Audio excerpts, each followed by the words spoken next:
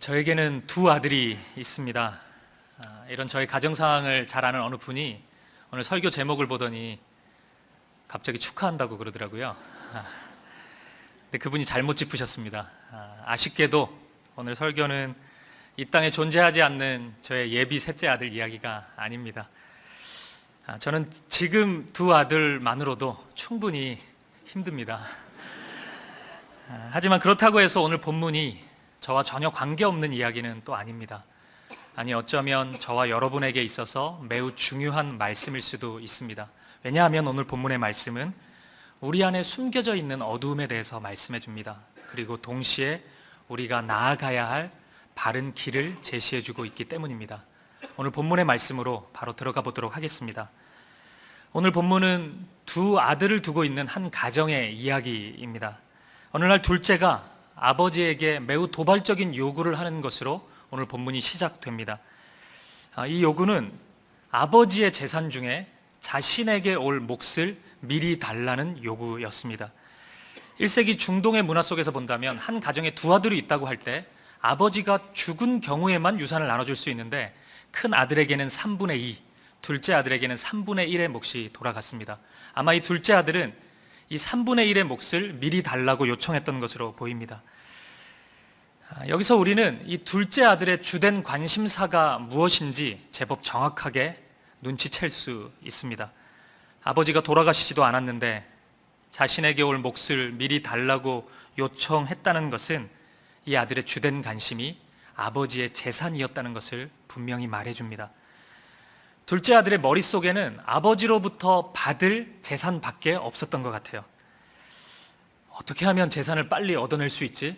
어떻게 하면 최대한 많이 얻어낼 수 있을까? 이런 생각만 했던 것 같습니다. 진짜 나쁜 놈이죠.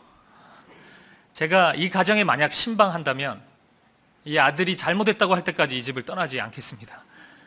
이 옳지 않은 모습입니다. 아버지에게, 아버지, 저는 아버지가 필요 없습니다.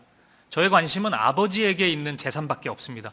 이렇게 고백하는 아들을 둔 아버지의 심정이 이해되십니까? 근데 여기서 놀라운 일이 일어나요. 이 말도 안 되는 둘째 아들의 요구를 아버지가 들어주십니다. 아들이 받을 재산, 법적으로 보장된 재산은 결코 적은 금액은 아니거든요. 근데 그것을 아들에게 줘요. 또 하나 생각해 보면 이 돈으로 주려면 자신의 재산을 팔았다는 건데 그런 수고를 감내하면서까지 아버지는 아들의 요구에 응답해 줍니다. 정말 이해하기 힘든 모습입니다. 어쨌든 아들은 자기의 목표를 달성했습니다. 그리고 그토록 꿈꿔왔던 방탕한 삶을 시작합니다. 최대한 아버지로부터 멀리 떠나서 자기 마음대로 삶을 살아갑니다. 여러분 어떻습니까? 이 아들이 행복할까요? 대체적으로 저희는 돈을 이렇게 많이 안 써봤기 때문에 이게 행복한지 감이 잘 안 옵니다. 여러분 중에는 어쩌면 한 50년 흥청망청 쓸 수 있는 돈만 있다면 말년에 한 1, 2년 고생하더라도 행복할 것 같은데 이렇게 생각하는 분이 있을지도 모르겠습니다. 과연 이 친구는 행복하게 살았을까요? 오늘 본문은 생각보다 빨리 이 둘째 아들의 이야기의 결론을 우리에게 말씀해 줍니다. 예상대로 이 친구는 망합니다. 쫄딱 망합니다. 어떻게 한순간에 그 많은 돈을 다 날려버릴 수 있는지 저로서는 이해가 되지 않지만 어느 한순간에 이 친구는 자신의 재산을 다 날려버립니다. 이전에는 상상할 수 없을 정도의 비참한 상황으로 이 아들은 떨어지고 맙니다. 누가복음 15장 16절 말씀을 한번 보시겠습니다. 함께 읽어보겠습니다. 시작. 그가 돼지 먹는 쥐염 열매로 배를 채우고자 하되 주는 자가 없는지라. 아멘. 돼지가 먹는 쥐염 열매를 먹어야지만 하루하루를 근근히 살 수 있는 처지로 떨어지고 말았습니다. 여러분, 이 젊은 친구의 미래는 어떻게 될까요? 여기서 잠시 우리가 분명히 해야 될 부분이 있습니다. 그것은 이 이야기를 들려주시는 분이 누구인지에 대한 것입니다. 누가 지금 이 이야기를 들려주고 계십니까? 예수님입니다. 그렇다면 예수님께서는 이 이야기를 들어야만 되는 어떤 대상을 두고 이 말씀을 하셨을 것입니다. 그냥 예수님이 지나가다가 들은 얘기, 어디 망한 집안 이야기 그냥 한번 해보려고 이야기를 꺼내지는 않았을 것입니다. 미국 플러 신학교의 신약학 교수인 김세윤 교수는 이 이야기를, 이 본문의 말씀을 이야기하면서 이 둘째 아들은 하나님이 창조하신 첫사람 아담이라고 말합니다. 저는 이 의견에 전적으로 동의합니다. 하지만 보다 더 구체적으로 설명을 해본다면 아담이 행한 범죄, 죄라고 이야기할 수 있습니다. 그렇다면 여러분, 아담이 행한 죄의 본질은 무엇입니까? 많은 분들이 하나님이 지으신 에덴 동산에서 살다가 하나님이 갑자기 이유도 모른 채 선악과 만들어 놓고 그거 먹지 말라 그래가지고 너무 먹고 싶어가지고 한번 실수로 먹은 거 그거 죄 아닌가? 그렇게 잘못됐나? 이런 식으로 쉽게 생각하는 경향이 있습니다. 하지만 아담이 행한 죄의 본질은 그렇게 간단한 문제가 아닙니다. 아담이 행한 죄는 무엇을 의미하냐면, 저는 하나님의 자녀이지만 하나님께서 나에게 어떠한 말씀, 어떠한 요구를 하실 권한이 없습니다. 저는 하나님 말씀대로 살지 않겠습니다. 내가 왜 하나님의 뜻대로 살아야 합니까? 내 인생의 주인이 왜 하나님이 돼야 됩니까? 내 마음대로 살면 안 됩니까? 내 인생의 주인이 내가 되어서 내 뜻과 내 계획대로 살아가면 안 됩니까? 이렇게 하나님 앞에 선언한 것, 하나님에게 등을 돌려서 내 인생의 주인이 내가 되어서 내 마음대로 살겠다고 선언한 것이 아담이 행한 죄의 본질인 것입니다. 오늘 이 시대에도 여전히 하나님을 지워버리고 인생의 주인이 나 자신인 것처럼 자기 주장 의지로 인생을 살아가는 제2의 아담, 지극히 아담적 인생을 살아가는 사람들이 너무나 많이 있습니다. 그렇게 본다면 오늘 본문의 둘째 이야기는 단순히 하나님이 지으신 첫사람 아담의 이야기를 넘어서서 이 땅에서 아담적 인생을 살아가고 있는, 지극히 아담스러운 삶을 살아가고 있는 모두를 향한 하나님의 말씀이라고 할 수 있습니다. 여러분, 이 아담의 삶, 아담적인 삶을 살아가는 이 삶의 끝은 무엇일까요? 하나님 없는 삶, 내 인생의 주인 나입니다, 내 뜻대로 살아가 보겠습니다 라고 주장하는 그 인생의 종착점은 무엇이겠습니까? 바로 이 질문에 대한 대답을 오늘 본문의 둘째 아들의 이야기가 분명히 해주고 있는 것입니다. 그 끝은 바로 영적인 궁핍함, 메마름, 공고함입니다. 돼지 지엽 열매를 먹어가면서 내가 궁핍합니다, 나는 지금 죽어가고 있습니다 라고 절규하는 둘째 아들의 고백은 우리가 인지하던 하지 않던 아담적 삶을 살아가고 있는 우리 영혼의 절규인 것입니다. 사랑하는 여러분, 이 시간 여러분 안에 있는 여러분 영혼의 목소리를 들을 수 있으시겠습니까? 그렇다면 만약 내 영혼의 부르짖음이 들린다면 여러분 어떻게 하시겠습니까? 우리는 어떤 선택을 해야 합니까? 우리 모두 이 둘째 아들의 선택에 주목해 보도록 하겠습니다. 둘째 아들은 아버지께 돌아가기로 결정합니다. 그러면 둘째 아들은 아버지가 자신을 용서해 주시리라는 확신이 있었을까요? 그러지는 않았던 것 같습니다. 그렇게 뻔뻔한 인간은 아닙니다. 근데 생각해 보니까 아버지가 용서해 주시지 않을 수도 있지만 지금의 형편보다는 나을 것이라는 확신이 들었어요. 지금 내가 살아가고 있는 이 죽음을 방불케 하는 이 삶보다는 아버지께 가서 종으로 사는 편이라도 그게 더 낫지 않을까라는 확신이 들어요. 그리고 아버지께 돌아가기로 결정합니다. 참 많은 생각이 들었을 것 같아요. 돌아가는 길, 자신의 삶에 대한 반성, 아버지가 과연 나를 받아주실까라는 의구심, 여러 복잡한 감정을 뒤로한 채 돌고 돌아서 아버지의 집 앞으로 왔습니다. 그리고 둘째 아들이 집 앞으로 온 모습을 아버지가 봅니다. 아버지는 어떤 반응을 보일까요? 오늘 말씀에 의하면 아버지가 갑자기 달리기 시작합니다. 뛰기 시작해요. 1세기 중동의 문화를 생각해보면 아버지는 절대 뛰지 않습니다. 체면 문화가 있기 때문에 아버지가 뛰는 법은 없습니다. 그런데 지금 아버지는 달려오고 있어요. 왜 달려오고 계실까요? 때리려고. 너 가라. 요 어딘 줄 알고 호족에도 다 팠는데 여기로 와가지고 아들 노릇하려고 그러냐? 막 뺨을 때리고 정강이를 걷어차고 그렇게 하려고 달려왔을까요? 아닙니다. 오늘 말씀 한번 보실까요? 누가복음 15장 20절입니다. 함께 보겠습니다. 시작. 이에 일어나서 아버지께로 돌아가니라. 아직도 거리가 먼데 아버지가 그를 보고 측은히 여겨 달려가 목을 안고 입을 맞추니. 아멘. 당시의 문화적 관습까지 깨뜨리면서 아버지가 달려간 이유는 너무도 분명해요. 아들의 얼굴이 너무 보고 싶었기 때문입니다. 아들을 한번 안아보고 싶고, 아들에게 입 맞춰보고 싶고, 잘 지냈냐고 물어보고 싶고, 참 잘 왔다고 껴안아주고 싶어서 아버지는 그 마음 하나로 그토록 달려갔던 것입니다. 이런 아버지의 행동이 아들에게는 굉장히 묵직하게 다가왔을 겁니다. 감사의 마음이 들었겠죠. 하지만 동시에 굉장히 민망한 마음도 들었을 것입니다. 그래서인지 이렇게 고백합니다. 아버지, 저는 아버지의 아들이 될 수가 없습니다. 그냥 종의 하나로 여겨주십시오. 그러자 아버지는 이렇게 말합니다. 누가복음 15장 22절부터 24절입니다. 이 말씀도 같이 읽어보겠습니다. 시작.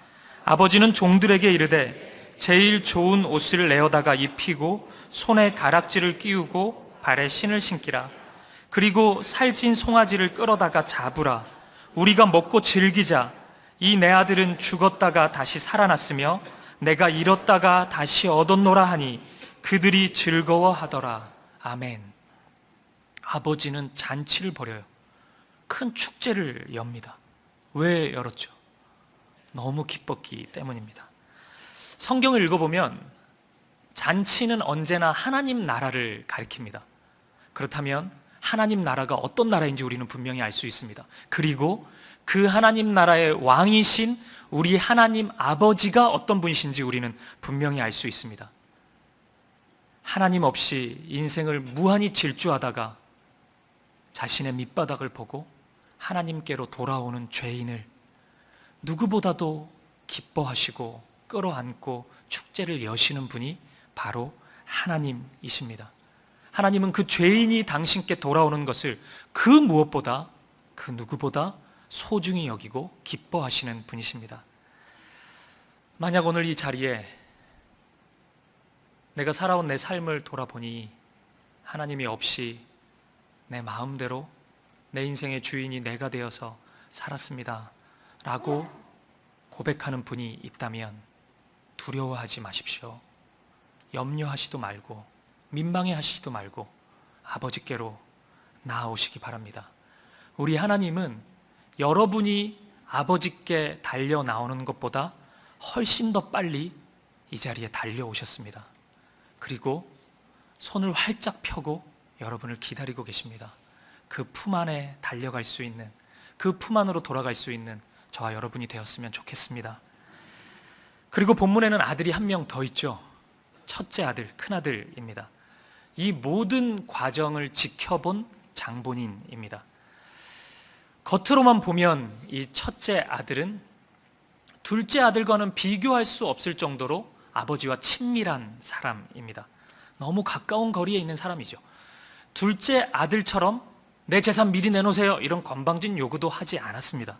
특별한 사고 안 치고 어떻게 본다면 아버지에게 있어서 매우 자랑스러운 아들이었는지도 모르겠습니다. 그런데 여러분, 둘째 아들이 돌아온 그날, 아버지에게 있어서 그 인생에서 가장 기뻤던 그날, 이 첫째 아들의 실체가 만천하에 공개됩니다. 오늘 본문의 누가복음 15장 28절부터 30절 말씀을 한번 보시겠습니다. 시작. 그가 노하여 들어가고자 하지 아니하거늘 아버지가 나와서 권한대 아버지께 대답하여 이르되 내가 여러 해 아버지를 섬겨 명을 어김이 없거늘 내게는 염소 새끼라도 주어 나와 내 벗으로 즐기게 하신 일이 없더니 아버지의 살림을 창녀들과 함께 삼켜버린 이 아들이 돌아오매 이를 위하여 살찐 송아지를 잡으셨나이다. 아멘. 아버지는 이 첫째 아들이 자신이 기뻐하는 것처럼 함께 기뻐해 줄 것으로 생각했습니다. 그런데 이 첫째 아들은 전혀 기뻐하지 않습니다. 오히려 분노하고 있습니다. 왜 분노했을까요? 여기에는 두 가지 이유가 있습니다. 첫 번째는 이 첫째 아들이 생각하기에는 자기 동생의 삶이 아버지께 절대로 용서받지 못할 삶이라고 생각했던 것입니다. 아무리 우리 아버지가 자비로우시더라도 이 아버지 같은 아들, 이 둘째 아들, 내 동생 같은 놈, 이놈을 용서할 수는 없지.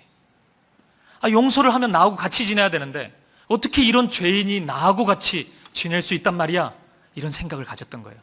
그래서 이 현장, 둘째 아들을 용서하고 용납하는 아버지를 전혀 받아들이지 못하고 있는 것입니다.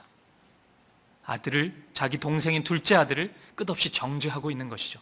그리고 두 번째 이유는 가만히 보니까 자신에게 와야 할 축복이 둘째 아들에게 가고 있는 것처럼 보이는 거예요.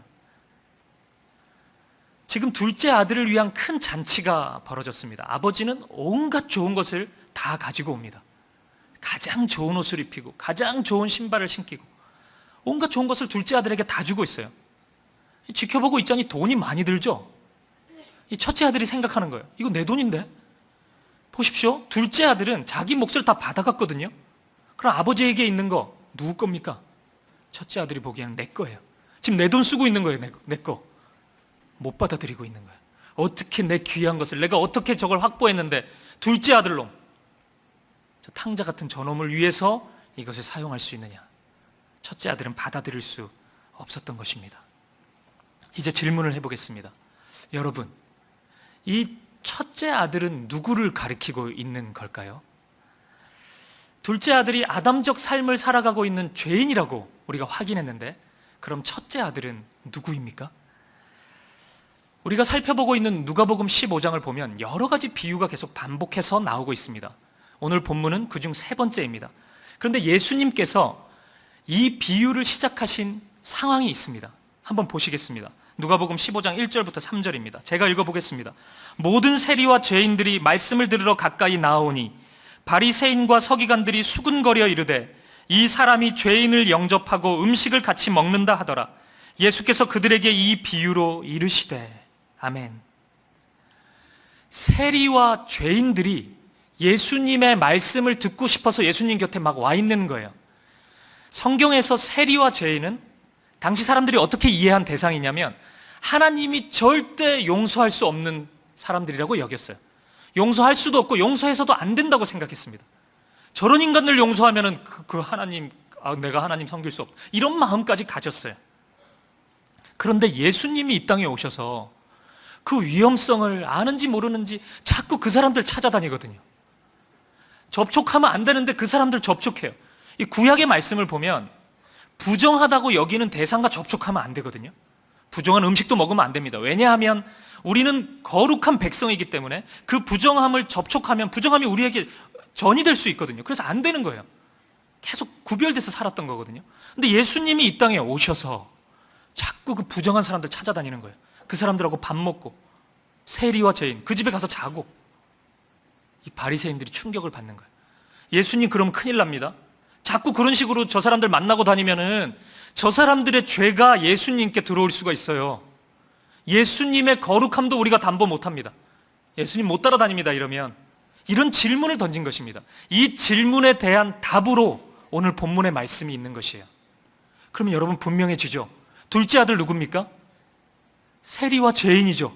그럼 첫째 아들은 누굽니까? 이 대답을 못 하시면 어떡합니까? 다시 할까요? 첫째 아들은 바리새인이죠. 바리새인을 두고 이 말씀을 하고 계신 것입니다. 성경에서 바리새인을 향한 우리 주님의 가장 강력한 책망은 외식입니다. 1세기 당시의 바리새인들은 사람들이 볼 때 누구보다도 하나님과 가까이 있는 사람처럼 보였어요. 그들은 말씀을 가까이 했어요. 그리고 늘 얘기했어요. 말씀을 너무 사랑한다고. 우리는 율법의 말씀밖에 없다. 너무 사랑해가지고 금식도 하고 안식일도 지키고 그러고 산다고 자랑하고 다녔거든요. 그러니까 말씀을 가까이 하니까 누구보다도 하나님과 가까이 있는 사람처럼 여겼어요. 그런데 놀라운 일이 있어요. 바리새인들은 말씀을 사랑했지만 자신들이 사랑한다는 그 말씀이 사랑의 말씀이라는 것은 몰랐어요. 무슨 말인지 알겠습니까? 이 말씀은 사랑했어요. 가까이 하고 뭐 지킨다고 하고 그러는데 이 말씀이 바로 사랑을 이야기하고 있다는 사실을 몰랐던 거예요. 그러니까 사랑이 나타나지 않았던 것입니다. 왜 몰랐을까요? 하나님을 사랑하지 않았기 때문이에요. 하나님을 사랑하지 않은 채 말씀 앞으로 나아갔던 것입니다. 그러니까 이 사람들은 늘 하나님을 사랑한다고 말하면서도 절대 사랑하지 않아요. 사람들을 사랑해야 된다고 이야기하면서도 사랑하지 않습니다. 욕심을 부리지 말아야 된다고 이야기하면서도 누구보다도 탐욕스러운 삶을 살았어요. 그리고 자신들이 생각한 율법의 기준에 미치지 못한 사람들 판단하고 정죄하고 하나님의 이름으로 멀리 밖으로 몰아내고 그런 행동들을 반복해서 했던 것입니다. 이러한 바리새인들의 오류가 오늘 말씀의 첫째 아들의 모습 속에 고스란히 나타나고 있는 것입니다. 여러분, 성경이 죄인들이 회개하지 않는 것, 완고한 마음을 가지고 하나님께 돌아오는 것 못지않게 우리에게 주의를 주는 말씀이 있어요. 그것은 바리새인적인 삶의 모습입니다. 사실 저를 향한 말씀이기도 해서 좀 많이 아픈 부분이고 조심스러운 부분이지만 오늘 본문이 분명히 말씀하고 있기 때문에 함께 나누고 싶습니다. 저는 오늘 우리 가운데도 분명히 이 첫째 아들과 같은 모습이 우리 가운데 나타날 수 있다고 생각해요. 다른 사람들이 보기에는 누구보다 하나님과 가까이 있는 것처럼 보이지만, 누구보다도 교회의 중심에 서 있는 것처럼 보이지만 결정적인 순간에는 하나님을 신뢰하지 않아요. 하나님을 사랑하지 않아요. 나의 삶의 자리에서는 하나님의 말씀을 의지하지 않아요. 습관적인 신앙의 모습만 있을 뿐 진정으로 하나님을 사랑하고 하나님을 신뢰하고 하나님의 말씀을 따라가지 않는 모습이 우리 가운데도 있을 수 있다는 것입니다. 하나님이 역사하시겠다고 말씀하시는데도 안 됩니다. 주님, 역사하시면 안 됩니다. 안 되죠. 이 상황이 이런데 무슨 역사가 일어납니까? 하나님이 회복을 명하시는데도 안 됩니다. 주님, 회복이 될 만한 상황도 아니고 회복하셔도 안 됩니다. 저런 죄인을 회복하면 안 되죠. 우리 교회에 저런 죄인이 오면 안 되죠. 저 정도 죄인은 성경이 죄라고 얘기하는데 저런 사람이 어떻게 옵니까? 우리 교회에 어떻게 같이 신앙생활 할 수 있단 말입니까? 정죄하고 판단하고 비난하고 그러면서도 하나님의 말씀으로 나아가지 않고 사랑하지 않는 모습이 너무 아프지만 우리 가운데도 분명히 나타날 수 있다는 것입니다. 이런 면에서 본다면 오늘 본문에서 정말 위험한 인물은 첫째 아들입니다.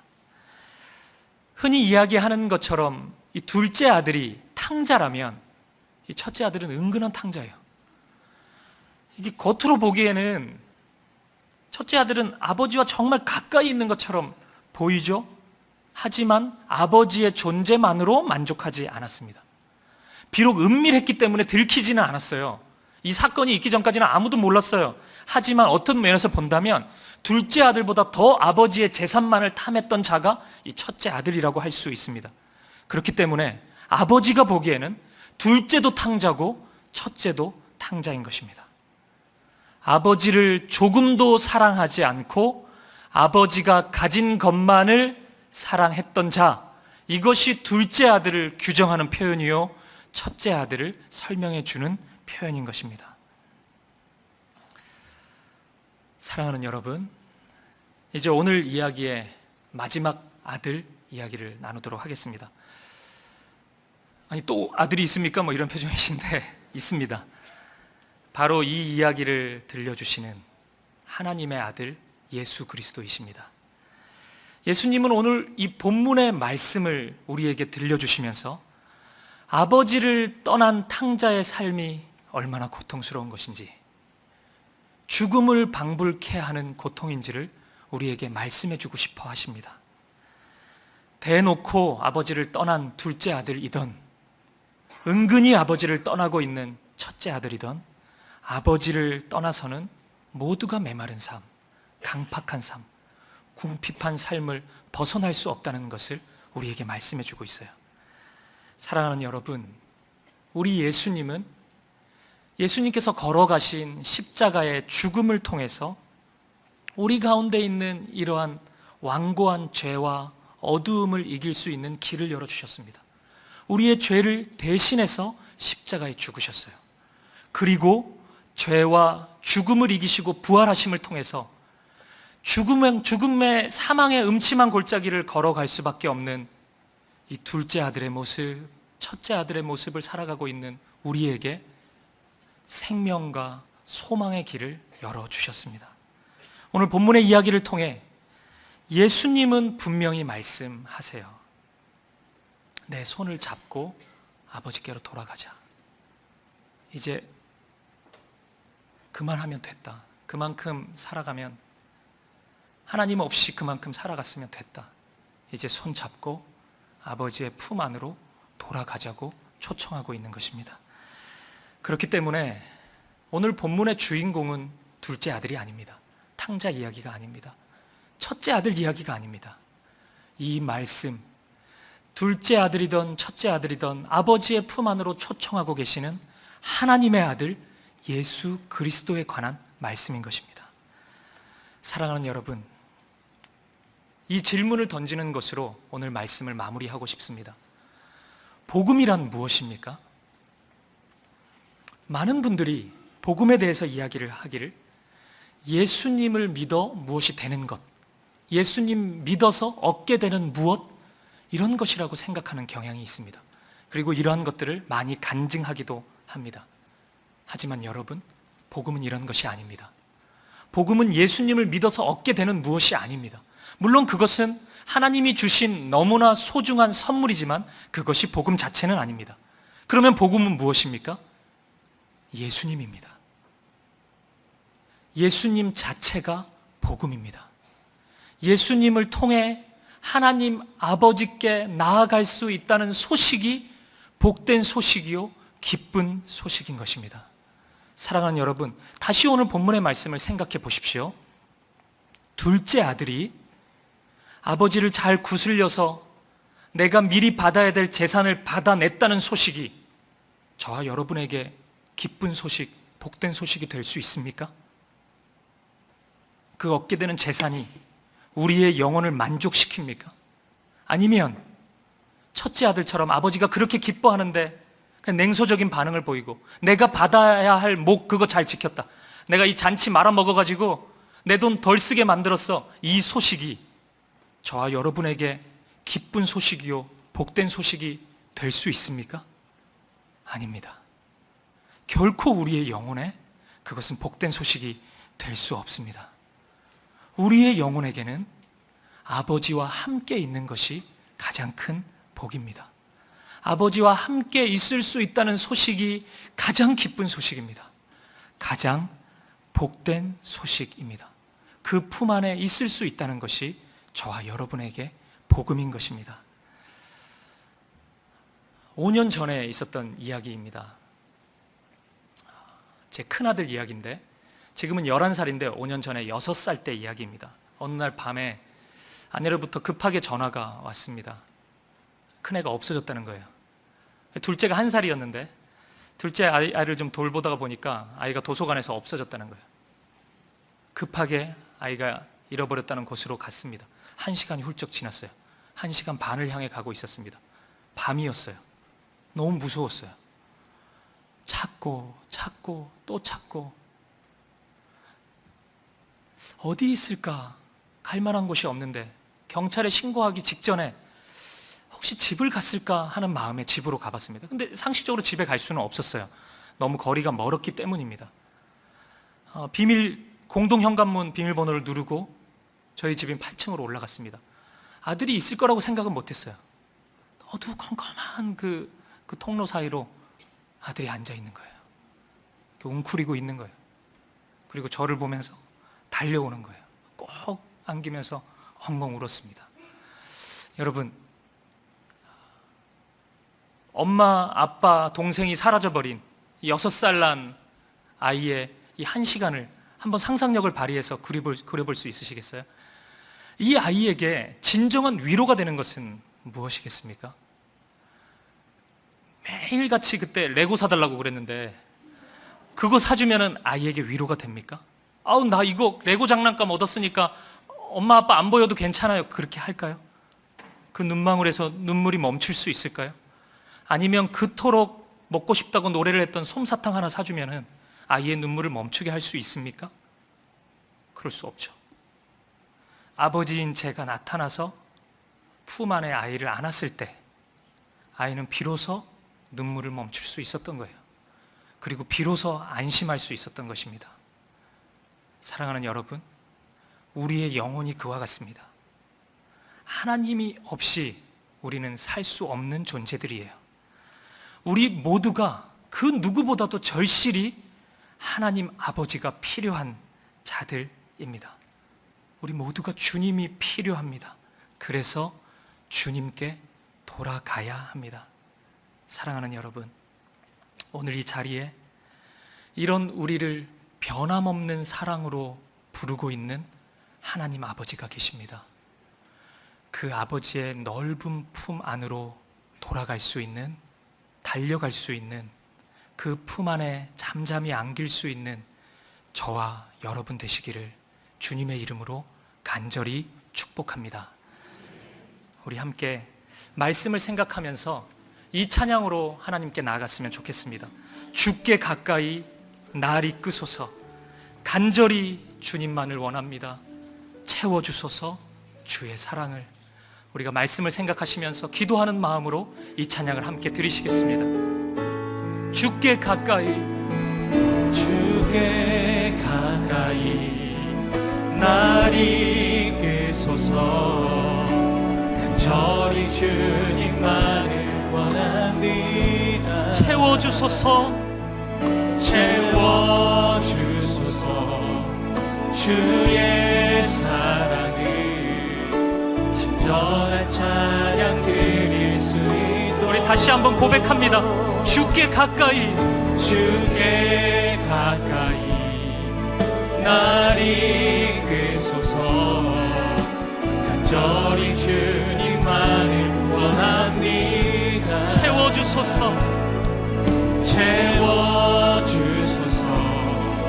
주의 사랑을 진정한 찬양 드릴 수 있도록. 목마른 나의 영혼, 목마른 나의 영혼 주를 부르니, 주를 부르니 나의 마음 만져주소서. 나의 마음 만져주소서. 주님만을 원합니다.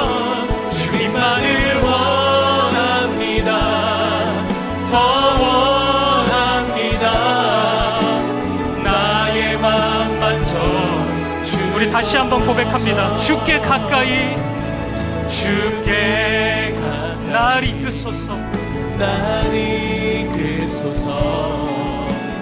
저리 주님만을 원합니다. 채워주소서. 채워주소서.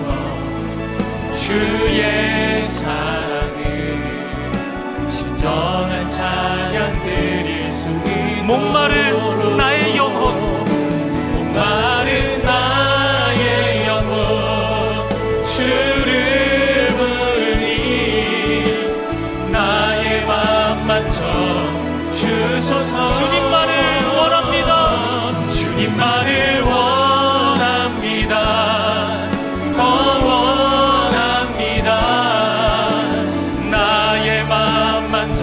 목마른 나의 영혼 주를 부르니, 목마른 나의 영혼 주를 부르니 나의 맘 만져 주소서. 주님만을 원합니다. 더 원합니다. 나의 맘 만져. 여호와께 돌아가자. 여호와께 돌아가자. 우린 돌아서도 그는 변치 않으십니다. 우린 돌아서도 그는 변치 않네. 여호와께 돌아가자.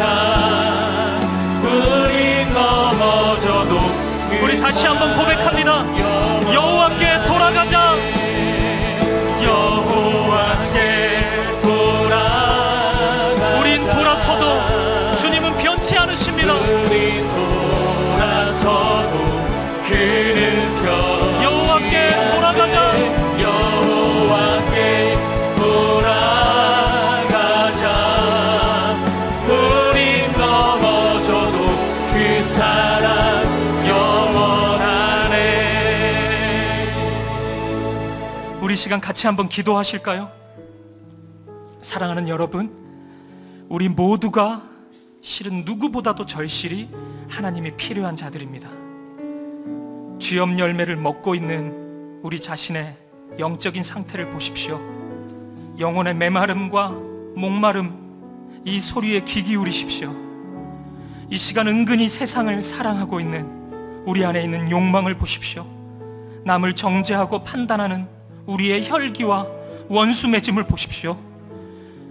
세상의 이익을 위해 주님과 거래하려고 들고 있는 천박한 신앙의 모습을 보십시오. 주님, 어리석은 모습입니다. 주님이 없이 살아가는 것이 얼마나 어리석고 무지한 모습인지 오늘 말씀을 통해 깨닫습니다. 주님께 돌아가게 하여 주시옵소서.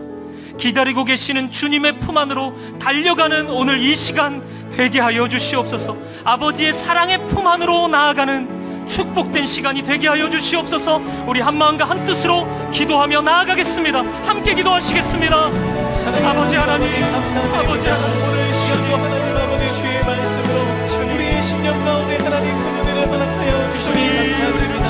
아버지 하나님, 언제나 주님 우리를 사랑하여 주시고 하나님의 자녀로 우리를 선택하여 주셔서 하나님 아버지와 빛의 자녀로서의 삶을 아버지 살아갈 수 있는 하나님, 은혜를 하나님 허락하여 주시니 감사드립니다. 주님 품안으로 돌아가게 하여 주시고 내게 복이라 하였으니 하나님 아버지 언제나 주님께서 주시는 하나님의 선한 은혜를 우리가 기억하며 하나님 앞에 더 감사함으로 살아갈 수 있는 우리 모두가 될 수 있게 도와주세요. 하나님 아버지여, 주님을 멀리 떠나지 않게 도와주시옵고 하나님 우리의 믿음이 흔들리지 않도록 날마다 우리를 강하고 담대한 믿음으로 하나님 허락하여 주시기를 원합니다. 좌로나 우로나 치우치지 않게 도와주시옵소서. 하나님 아버지 오직 오늘 이 시간에 눈을 들으라. 너희도 우리의 어리석은 하나님의 은혜를 믿고 우리가 주님이 없이 살 수 없습니다. 우리의 삶이 되시고 주님과 함께하지 않고 역사하여 주시고 주님 인도하여 함께하는 것이 주시옵소서. 우리에게 하나님 우리의 소망이시오 우리의 기쁨이시며 우리의 생명이 것이오. 아버지 앞에 우리가 나아갑니다. 주님이 시간 하나님 아버지 역사하여 어디로 돌아가게 하여 주세요. 주님 우리의 마음을 붙잡아 주시옵소서. 주님의 사랑의 품 안으로 나아갈 수 있도록 우리의 마음을 돌이켜 주시옵소서. 인도하여 주시옵소서. 함께하여 주시옵소서. 하나님을 주님이 일하며 나가게 하여 주옵소서. 그는 신뢰를 가지고 주님 앞에 나가는 우리의 심령이 되기를 간절히 원하오니.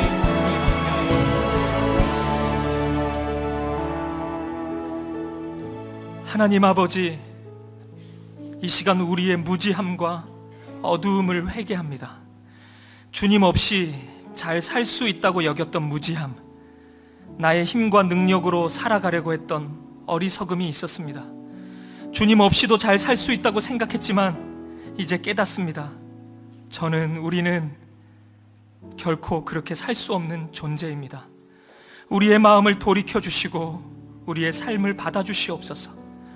우리 스스로를 바라볼 때 여전히 부끄럽고 자신 없지만, 여전히 깨어진 삶과 냄새나는 마음이지만, 가슴 깊이 끓어오르는 주님을 사랑하는 마음을 올려드립니다. 주님 품으로 돌아가고 싶습니다. 주님과 함께하고 싶습니다. 상한 마음밖에는 가진 것 없지만 이 마음과 이 삶 주님께 봉헌드리오니 받아주시옵소서. 예수님의 이름으로 기도합니다. 아멘. 아멘. 우리 다 함께 자리에서 일어나셔서 주님과 함께하는 것이 복이라 이 찬양 드리고 오늘 예배를 마치도록 하겠습니다. 주님과 함께하는 것이 복이라. 주님과 함께하는 것이 복이라. 주님의 마음 아는 것이 축복이라. 주님의 마음 아는 것이 축복이라. 주님과 함께 걷는 것이, 주님과 함께 걷는 것이 복이라.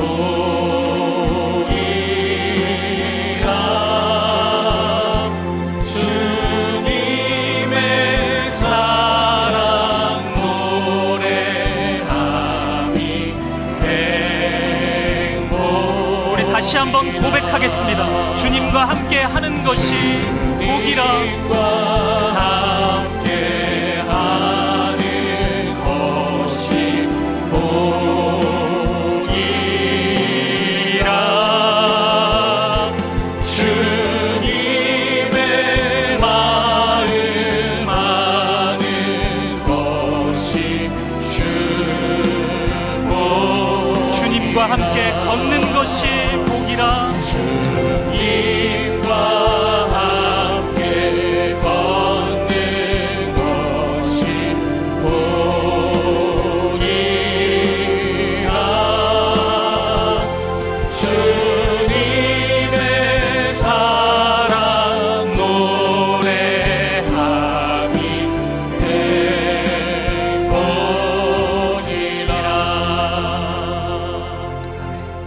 기도하시겠습니다.